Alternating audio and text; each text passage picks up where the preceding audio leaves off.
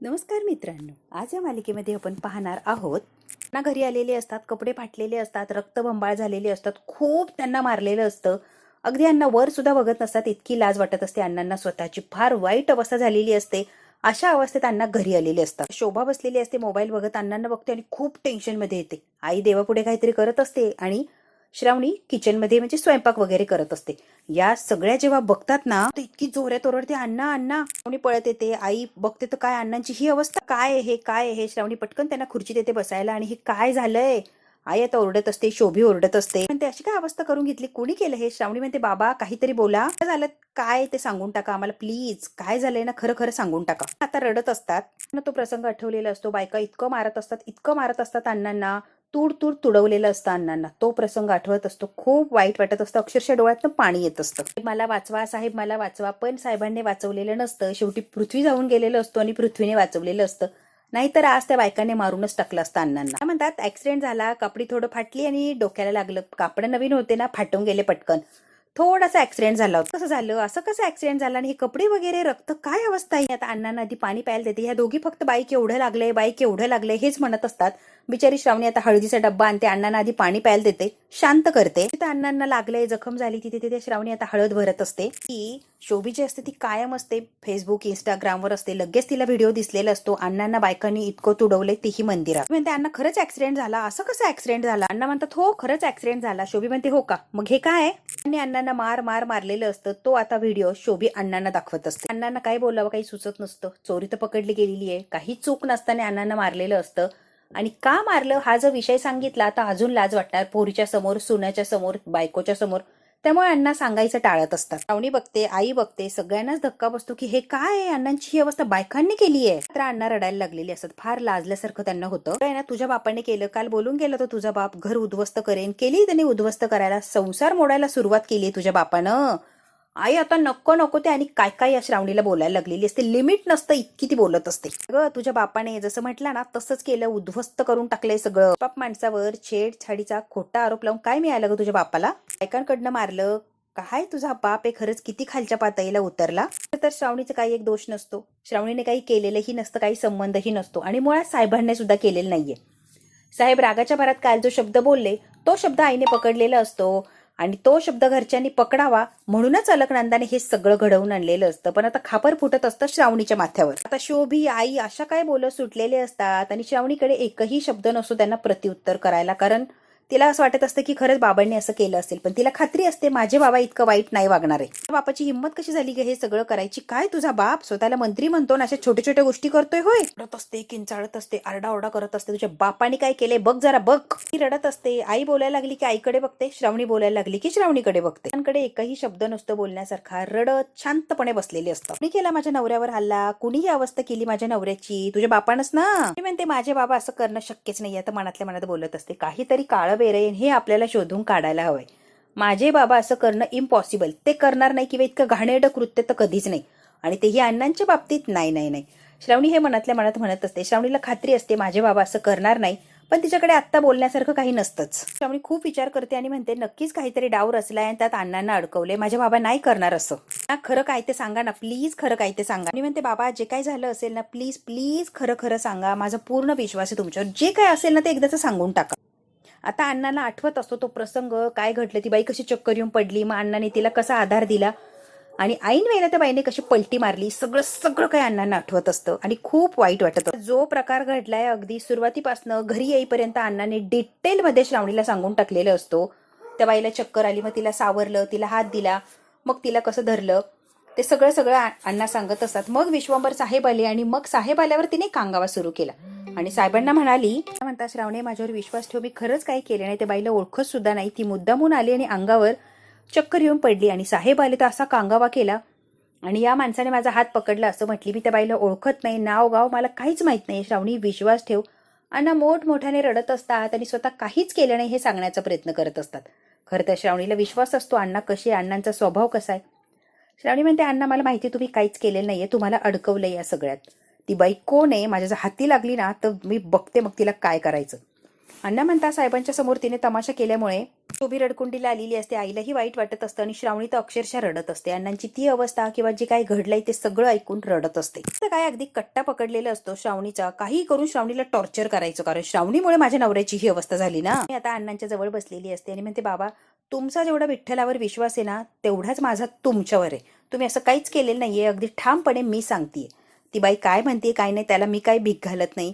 तिला काय करायचंय बोलायचंय ते बोलू द्या, पण तुम्ही असं काही करणार नाही मला माहिती आहे. त्यामुळे प्लीज प्लीज तुम्ही असं काही वाईट वाटून घेऊ नका. श्रावणी म्हणते, बाबा मला खात्री आहे तुम्ही असं काहीच करू शकत नाहीये. श्रावणी म्हणते, आणि दुसरी गोष्ट या सगळ्या प्रकरणाशी माझ्या बाबांचा काहीच संबंध नाही हे सुद्धा मला कळतंय. शोभी म्हणते, आई किती निर्लज्ज पोरगी, एवढं सगळं झालंय, अण्णांना किती लागलंय, तोंड वर करू म्हणते माझ्या बापाची चूक नाहीये, माझा बाप असं करू शकत नाही, लाज वाटत नाही काय निर्लज्ज. श्रावणी उभी राहिलेली असते आणि शोभीला म्हणते, हो घेते ना बाबांची बाजू. माझे बाबा असं काही घाणेरडं कृत्य करणार नाही, असं वागू शकणार नाही याची गॅरंटी आहे मला. इतक्या खालच्या पातळीला जाऊन माझे बाबा वागणारच नाहीये. माझ्या बाबांनी नाही तर नीच कारस्थान आत्याने रचलंय एवढी गॅरंटी मी देऊ शकते. हे माझे बाबा कधीच करू शकत नाही, हे आत्या करू शकते 100% गॅरंटीने सांगते मी. बाबांचा वापर करून तिने बरोबर डाव साधला आणि त्यांचं नाव बदनाम केलं आणि अण्णांची ही अवस्था केली. आणि सगळ्यात व्यवस्थित राहिली ती आत्या. बाबा स्वतःहून अण्णांवर असे घाणेरडे आरोप नाही लावणार, मला गॅरंटी आहे. ती व्यक्ती तुझ्या घरचीच आहे ना. श्रावणी म्हणते, हो ना, जरी माझ्या घरची ती व्यक्ती असली तरी तिच्यात आणि माझ्या बाबात जमीन आसमानाचा फरक आहे. ती कपटी कारस्थानी क्रूर पाताळ यंत्रीबाई आहे आणि माझे बाबा साप मानाचे स्वच्छ असा माणूस आहे. बाबा भोळे तो त्याचाच फायदा करून घेते ना आत्या. म्हणतात, हो साहेबांचा विश्वास बसलाच नव्हता. साहेब म्हटले की असं करणार नाहीये दौलत, मला विश्वास आहे. अण्णा ठामपणे निर्दोष असं साहेब सांगत होते की हा माणूस निर्दोष आहे, हा असं काही करू शकत नाहीये. खूप त्याने बजावून सांगितलं, पण ती बाई इतका कांगावा करायला लागली. अण्णा म्हणतात, विश्वास ठेवतच नव्हते साहेब, पण तिने विठ्ठलाची शपथ घेतली तेव्हा साहेबांनी तिच्यावर विश्वास ठेवला. आता विठ्ठलाची कोण खोटी शपथ घेणार ना. म्हणते, आता बाद झालं, मी आत्याला आता अजिबात सोडत नसते. तिला जाब विचारणार म्हणजे विचारणार. त्याचा खरा चेहरा बाबांच्या समोर आणते म्हणजे आणतेच मी, बघाच तुम्ही. इकडे आता घरी पृथ्वी अपहरणाला घडलेला प्रकार सांगत होता की अण्णांना बायकांच्याकडनं मारायला लावलं, खूप मारलं, त्या खूप वाईट अवस्था केली त्या माणसाची. दौलतराव सारखा प्रामाणिक सच्चा माणूस आणि त्याला असं मारलं की बस. अपर्णा म्हणते, किती नालायक कृत्य हे. दौलतरावांसारखा माणूस स्त्रीची छेड काढली या आरोपात मारलंय. तो माणूस नजर वर करून कोणाकडे बघत नाही तर तो काय कोणाची छेड काढणार आहे. वयाचा तरी मान ठेवायचा ना.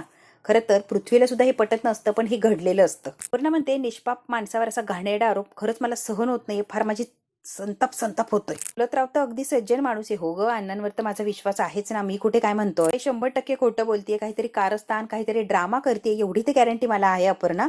हो मीही तेच म्हणतीये. अपर्णा एक्झॅक्ट लगेच सोल्युशन काढलेलं असतं किंवा तिने तर्क लावलेलं असतो. हे सगळं केलंय नंदा अक्काने. नंदा अक्का इतकं घाणेरडं कृत्य करू शकते, कुणीच करू शकत नाहीये. साहेबांचं नाव वापरून नंदा अक्का स्वतःची पोळी शेकून घेतीये, बस एवढंच खरंय आणि हेच सत्य, हे एक्सेप्ट करा. सगळं आणि सगळं फक्त आणि फक्त साहेबांचं नाव वापरून नंदा अक्का खेळ खेळतीये. सुद्धा आता लक्षात आलेलं असं. तू म्हणते अपर्णा, कदाचित तसंच असू शकतं, कारण प्लॅनिंग केलं असंच ती बाई वागत होती. मात्र काय गप्प बसत नसते श्रावणी. या घरात परत एकदा वादळ येणार म्हणजे येणार. तुम्ही बघतच राहा आता काय होतंय. इकडे आता श्रावणी तावातावाने विश्वंभर साहेबांच्या घरी यायला निघालेली असते, कारण तिला आत्याला जाब विचारायचं असतो.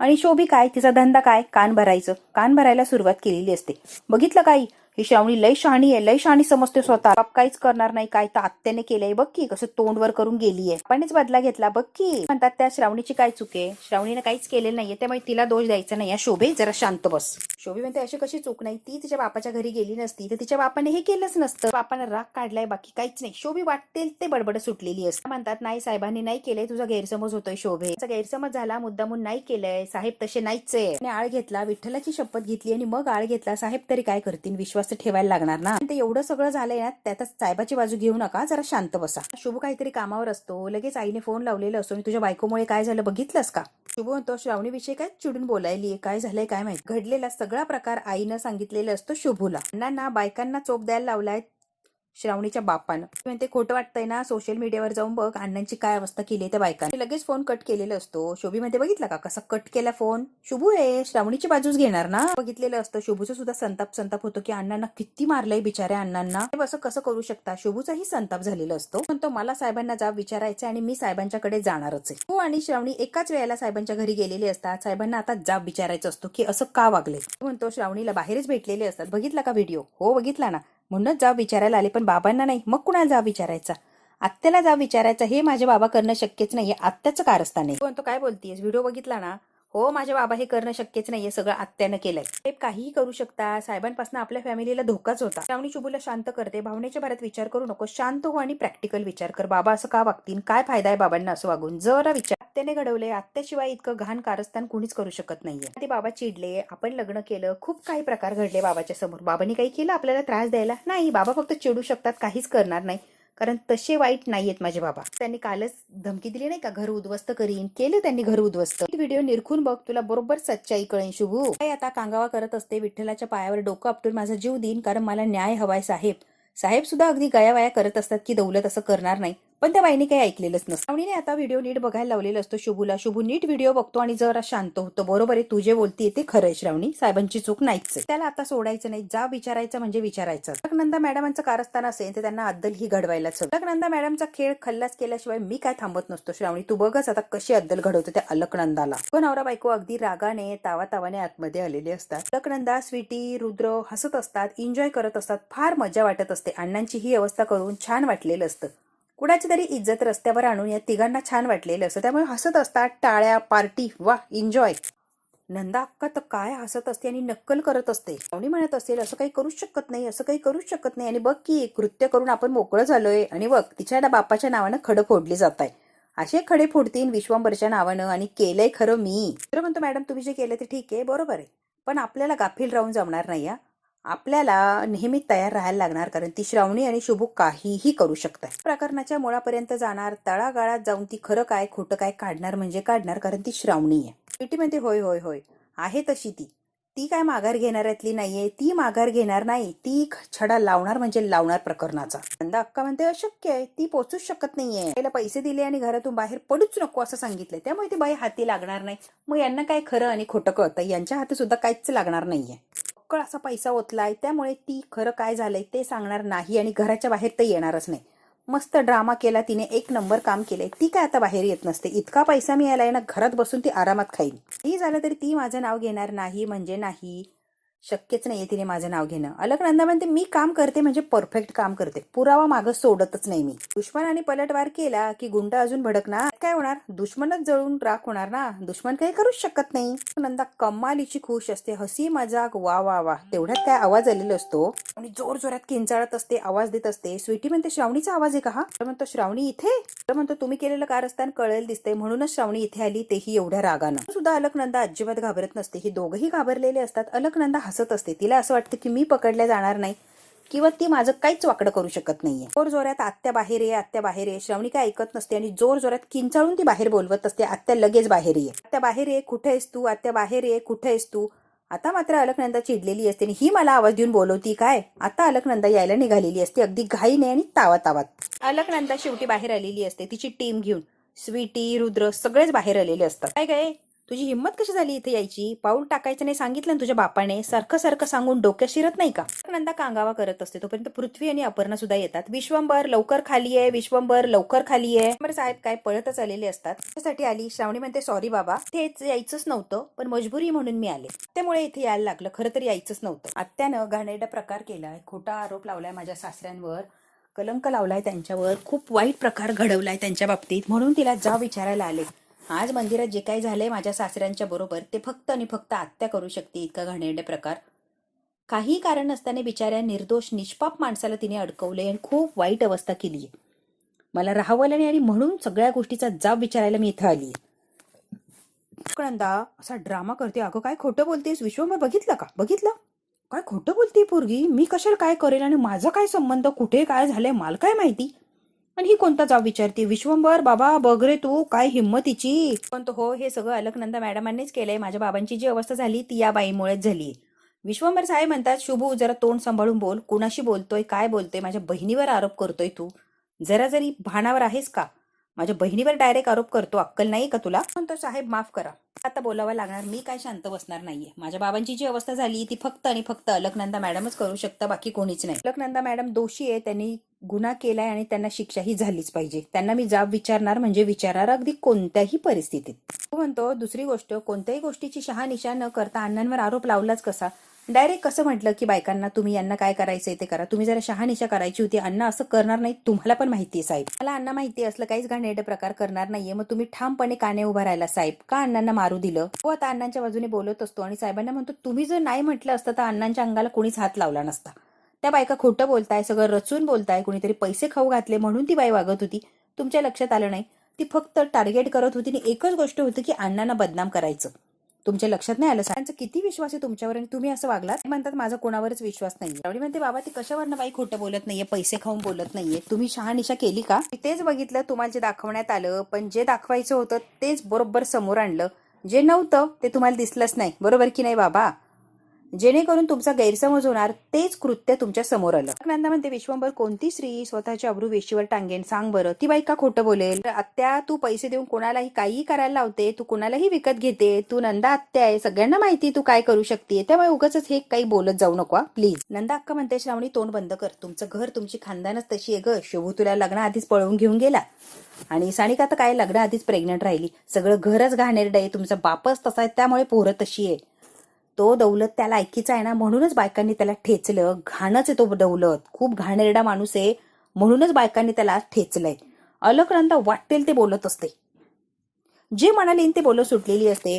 आता मात्र श्रावणू म्हणतो बासा खूप आरोप लावले आणि मीही खूप सहन केला, आता एकही शब्द ऐकणार नाही माझ्या बाबांच्या बद्दल. हो आता डायरेक्ट नंदा अक्काचा गळा पकडायला गेलेला असतो, मी तुम्हाला काही सोडत नसतो. आता साहेब शुभूचा हात पकडतात, काय करतोय शुभू असं साहेब म्हणतात आणि सटकन शुभूच्या कानाखाली ठेवून देतात. शुभूही साहेबांचा मान राखतो, काहीच रिॲक्ट होत नाही, काहीच करत नाही, त्याच्या कानाखाली देतात आणि तन तन करत तिथून निघून जातात. आतमध्ये जाऊन डायरेक्ट गन घेऊन येतात. आता गन आणलेली असते गोळ्या घालायच्यात म्हणून शुभूला. पण तो साहेब काय करायला लागलाय, माझ्यावर गन रोखली तो. साहेबाच्या या वागण्यामुळे सगळ्यांनाच धक्का बसलेला असतो. साहेब मागचा पुढचा विचार करत नाही, डायरेक्ट गन लावतात शुभूवर. आता मात्र सगळेच घाबरतात की साहेबांचं हे काय वागणे किंवा या वागण्याचा काय अर्थ लावायचा. साहेब जे वाकलेले असते खरं तर सगळ्यांनाच धक्का बसलेला असतो. साहेब डायरेक्ट शुभूवर गन रोखतात, हे कोणाला चवडलेलं नसतं. बघू आता साहेब खरंच गोळी चालवणार की जागेवर थांबणार, हे बघायचं असेल मित्रांनो तर बघायला लागणार आपल्याला पुढचा भाग. हा भाग इथेच संपतो. पुढच्या भागात काय होणार आपण अगदी थोडक्यात बघूया. शंभर साहेब आता निघून गेलेले असतात. नंदा अक्का म्हणते श्रावणी एकदा बापाला इंजेक्शन देण्या वाचवलं किंवा वाचला तो काही फायदा झाला. दोघांच्याकडे करण्यासारखं काहीच उरलं नाही. तो पूर्ण माझ्या काबीज केलाय मी त्याला, तो पूर्ण माझ्या वशमध्ये आलाय. मी म्हणेल तसंच विश्वंभर वागणार. तुम्ही दोघांनी कितीही काय करा काहीच परिणाम होणार नाही. श्रावणीला खूप काही बोलत असते अलकनंदा. अलकनंदाला आता चॅलेंज केलेलं असतं, तेही ओपन चॅलेंज केलेलं असतं. पुढच्या 7 दिवसात तुला साहेबांच्या घरातनं तर नाही मनातनं सुद्धा काढून टाकणार आहे मी. साहेब तुला दारात सुद्धा उभं करणार नाहीये, हे तुला मी चॅलेंज करतेय. तेव्हा नंदा अक्का म्हणते तुला काय करायचंय ना ते तू बेशक करू शकतीये. मी ओपन चॅलेंज तुझं स्वीकारतीये. तू काही केलं तरी तू मला साहेबांच्या घरातून मनातून नाही काढू शकत, मी तुला सांगते, कारण विश्वांबरोबर फक्त मीच राज्य करू शकते. श्रावणी म्हणते मुलगी या नात्याने परत बाबांच्या मनावर मी राज्य करणार म्हणजे करणार. हे ओपन चॅलेंज फक्त 7 दिवस आणि तुझी बरबादी आत्या. अलकनंदाने चॅलेंज अगदी हसत हसत स्वीकारलेलं असतं. बघू आता खरंच 7 दिवसांनी अलकनंदा घराच्या बाहेर जाणार का, हे जर बघायचं असेल तर बघायला लागणार आपल्याला पुढचा भाग. हा भाग इथेच संपतो. व्हिडिओला लाईक शेअर सबस्क्राईब नक्की करा. धन्यवाद मित्रांनो.